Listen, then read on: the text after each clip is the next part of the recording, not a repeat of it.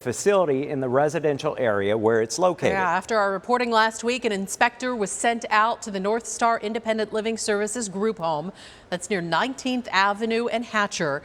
And we're learning that a formal 15-day notice of violation will be issued today and sent to that owner of the group home. This is where a teenager was shot and killed earlier this month. ABC 15 continues to follow this story as there have been allegations of overdoses, drugs, and fighting, as well as guns. Yeah, our Nicole Gregg is live outside the Maricopa County Records Division with more on this development. Nicole? Yeah, well, these right here, these are the search warrants that really back up what a lot of those former employees are telling us about guns being found inside those residents at the group home. I also spoke today with a former interim CEO who says that there were procedures set in place to try to stop these type of things from coming in. Most of the times there was not enough staff on site. New allegations by a former employee of Northstar Independent Living Services about what was happening behind the scenes of the group home off Mountain View Road, including concerns about staffing ratios. I've seen where they're understaffed. I know they were understaffed. They were understaffed while I was there. Amelia Lopez says she worked for Northstar since 2015. She says she resigned from her position just months ago after working her way up into the administration office. A lot of our kids are not from Phoenix. We get them from Tucson. We would get them from Flagstaff, from Prescott, from the reservation, different places. Court records show a search warrant that was served just 3 days before the shooting death at Gervonta Sales inside the group home. Authorities found 9 guns. One of them was an AM-15. They also found magazines and cartridges. When I was administrative assistant, I purchased radios.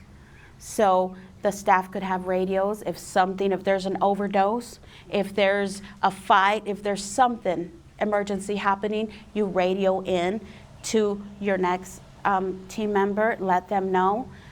None of that is being used. Before me leaving, it wasn't. The affidavit shows that the firearms were found inside a backpack and a teddy bear, as well as narcotic drugs in the form of blue M30 pills suspected to be synthetic fentanyl, marijuana, and drug paraphernalia, including straws and foil. Investigators note that several of the guns found were reported stolen. The residents will come home. They had to take their shoes off and show us there was nothing in their shoes. If it was a female, hand under the bra strap, move it around. If they had anything there, it was gonna drop.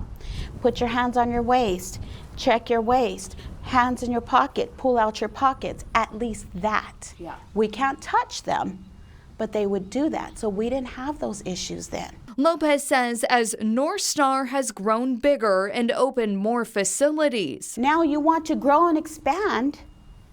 You don't have the consistency anymore, you don't have the staff, but you have the revenue coming in. Lopez questions the Department of Child Safety and the case managers as these kids are placed there by the state. You're writing all these reports and nothing ever happening, so therefore, something major was going to happen. We spoke upon this so many times.